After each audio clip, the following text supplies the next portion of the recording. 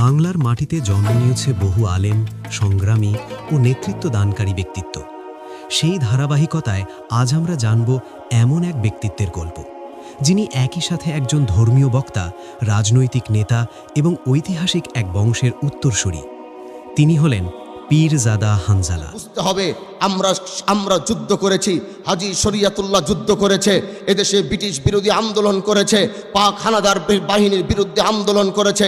আমাদের অস্ত্রের প্রয়োজন হয় নাই, আমাদের জনগণের প্রয়োজন হয় নাই। আমরা ইমানের মাধ্যমে সবসময়। ঊনবিংশ শতাব্দীতে বাংলার মুসলমানদের আত্মজাগরণে যিনি অগ্রণী ভূমিকা রাখেন, তিনি ছিলেন হাজী শরিয়াতুল্লাহ। ফরায়েজি আন্দোলনের এই মহান নেতা ব্রিটিশ শাসনের বিরুদ্ধে ধর্মীয় ও সামাজিক সংস্কারের ডাক দিয়েছিলেন।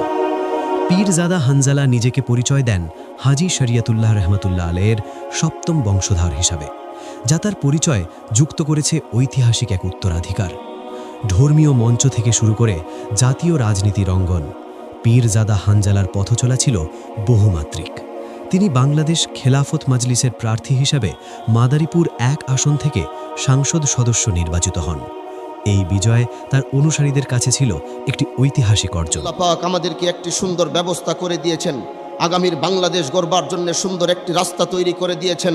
এখন আমি বিএনপিকে বলবো, জামাত ইসলামকে বলবো, বাংলাদেশের সর্বস্তরের সব দলকে বলবো, এই মুহূর্তে আমাদের ঐক্যবদ্ধ হওয়ার প্রয়োজন। তার বক্তব্যে উঠে আসে ইসলামী মূল্যবোধ, নৈতিকতা, সামাজিক সংস্কার ও নেতৃত্বের আহ্বান। তরুণদের উদ্দেশ্যে তিনি প্রায়ই বলেন, চরিত্রই হল জাতির আসল শক্তি। ঐতিহ্য ও নেতৃত্ব দুটি ধারাকে একসাথে ধারণ করে পীরজাদা হানজালার পথচলা এখনও চলমান। ইতিহাসের উত্তরাধিকার, বর্তমানের রাজনীতি এবং ভবিষ্যতের প্রত্যাশা সব মিলিয়ে তিনি এক আলোচিত নাম বাংলাদেশের সমসাময়িক প্রেক্ষাপটে। ডকুমেন্টারিটি ভালো লাগলে লাইক, শেয়ার ও সাবস্ক্রাইব করুন।